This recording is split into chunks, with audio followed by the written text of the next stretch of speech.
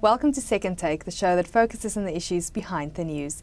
Freight logistics group Transnet released the much-anticipated tenders for the procurement of more than 1,000 new locomotives.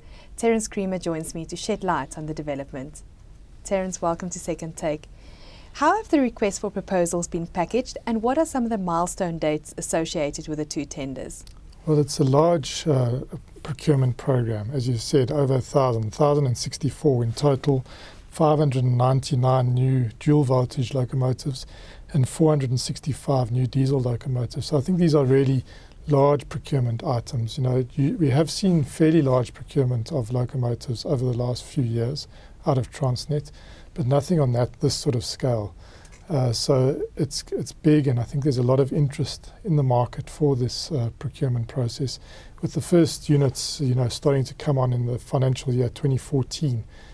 From the sort of diesel locomotives, and a year later from the electric locomotives. So you can see they're wanting to start integrating these locomotives quite quickly into their system. And so the tenders came out, and I think there's going to be a lot of interest. There's going to be a compulsory site meeting at Transnet Freight Rail's offices in August. And people that want to bid, and the documentation is now available, have to foot a bill or a bid bond of, it's a non-refundable bid charge of 40,000 Rand, so you can see it's a fairly sizable tender. They were looking at heavy hitters, I suppose, to participate. And the tender itself, the two tenders, the request for proposals close in early October.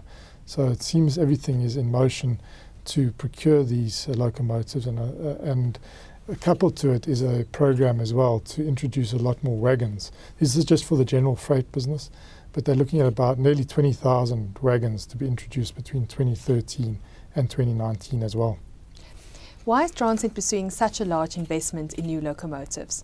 Well, their aspiration at Transnet is to really grow their volumes. So at the general freight business, they're talking about taking it from around 80 million tonnes to around 170 million tonnes over the 7-year period of the expansion. They're looking at really increasing the capacity on the coal line. At the moment, they're doing around 67 million tonnes. This year, they're hoping to do over 70, 75, 77 million tonnes, and taking that all the way up to 97 million tonnes by 2019. There's a big expansion on the iron ore line, and they're looking at sort of 82 million tonnes there. And then there's the aspiration to build a new manganese channel of about 16 million tonnes. So it's really about, in the past, these investments have really been about catching up and replacement capital. This phase of the investment program that Transnet is in is about expansion and really pushing the volumes. Can the acquisition be funded?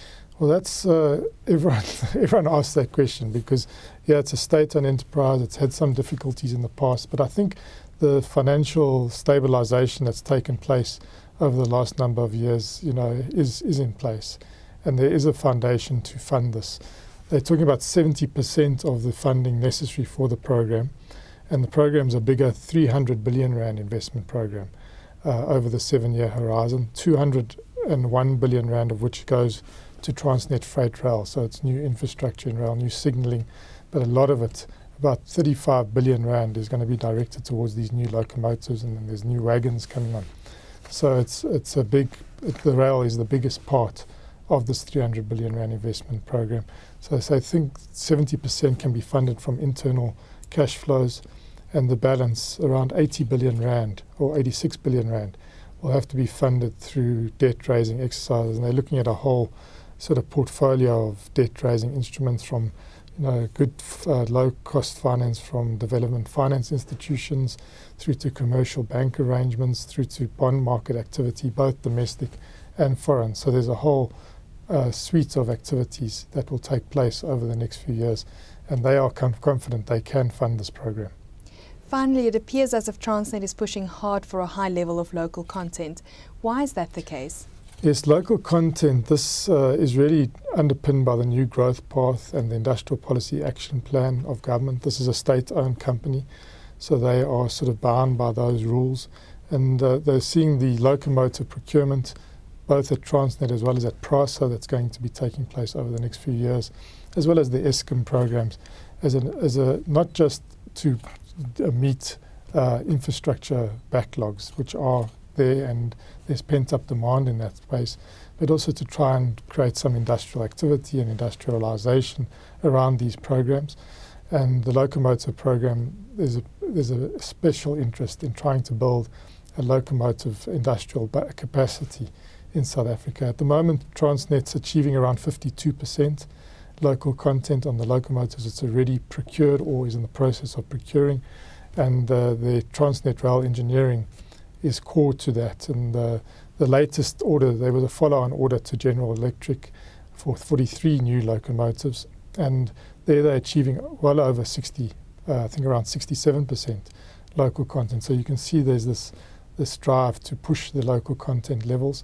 And again here, I think it's going to be a key part of this bigger procurement program. And I think that's also why it's such a large package. They're wanting to get as much value for money, but on the other hand, as much local content. And I think we're seeing that the suppliers are responding. And there's a lot of activity, new joint ventures that are being announced, new arrangements with Transnet Rail Engineering, which itself has an aspiration to become a original equipment manufacturer in the African continent, because they're seeing that this is a very big program, but there's a lot of rail opportunity in Africa. And they're talking about an African locomotive coming out of TRE. And TRE has got 4 billion of the 300 billion is going into TRE. And a lot of that's going to be in research and development to try and find this African solution for the African rail expansion. So I think it's a very big part of what's going to be part of the tender process. And the eventual winning bidder, I think, is going to have a good offering in terms of local content. Terence, thank you very much. That is the Second Take show for this week. Thank you for watching and join us again next time for more news analysis.